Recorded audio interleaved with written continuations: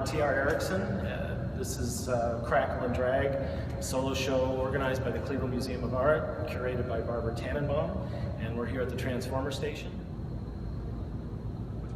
Crackle Drag simply deals with three generations in my family, mostly focused around my mother, who grew up in Willoughby and died in Willoughby. The work, there's images of her father, my grandfather, and it's really her story, but told in the most poetic and at times non-linear way.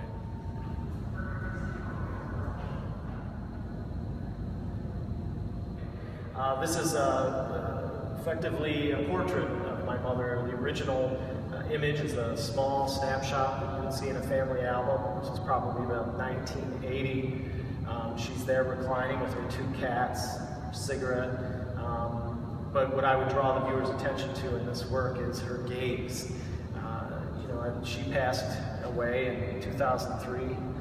She took her own life, and the thing that I remember losing more than anything else was this gaze that you see as evidence in this photograph. She had a way of just sort of swallowing me up with the way she looked at me.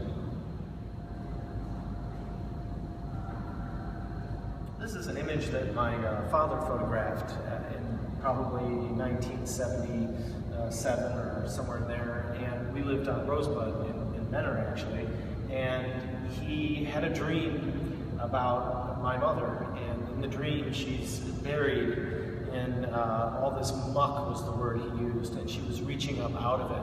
And at that time in their life, I think they were both trying to get free of something, and in ways her entire life was spent trying to get free of kind of abuses in her childhood and anything else.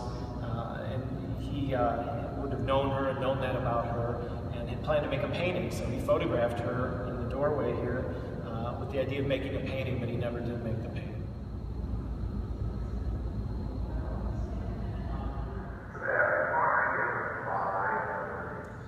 This is a self-portrait.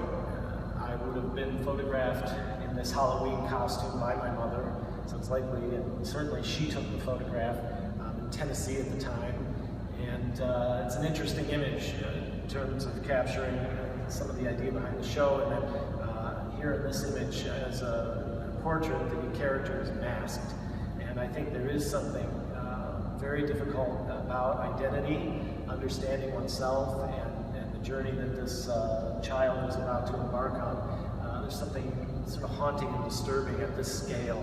And again, the masked child, it removes itself from the normal sort of sweet Halloween image of a child. It becomes far more complex and troubling in what it seems to express at this scale.